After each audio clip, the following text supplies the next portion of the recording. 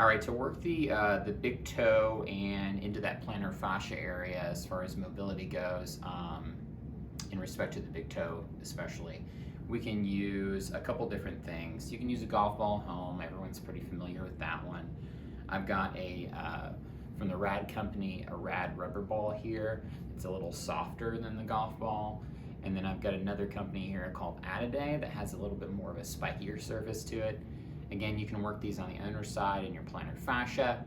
And then you can also use these to help with great toe extension mobility, okay, at the first metatarsal phalangeal joint. I'll also show you how you can use a towel at home to kind of reinforce this as well. I'm just going to take the spikier ball. It doesn't move quite as much in terms of slipperiness on the ground. And so I'm just going to put that underneath my big toe here. And I'm going to rock forward a little bit and back as I'm in the seated position. And you can see how that works on what's called great toe extension here, okay? This is something that you may hold for a couple of seconds and then back off. And then hold again and back off, okay? Another thing you can do with this is work into that plantar fascia area. Sometimes a lot of people tend to do this when they're diagnosed with plantar fasciitis or fasciopathy. I'm just going to take that ball, and I think the big thing that people kind of don't do a good job of here is they tend to bring their toes up when they do this. What this does is that just tightens or puts tension into the plantar fascia area.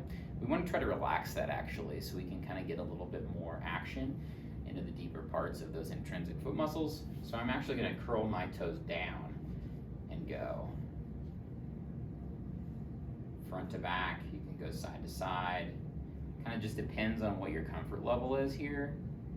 And again, this is something I'm not going to do like for a super extended period of time, maybe like 5 minutes at the most, with the hopes that this brings a little bit more pain mitigation to the area, and sometimes quote unquote like warms up the tissues. And so again, my toes are just curling down and I'm working from basically this space here to this space here, okay? And I can do the same thing with this ball. One other thing I can do is I can roll up a towel, kind of like a little burrito, and I can do the same thing with my big toe here as far as that goes, and get extension from my big toe there as well. Sometimes I give this to people in terms of using this on their toes in a calf raise type position.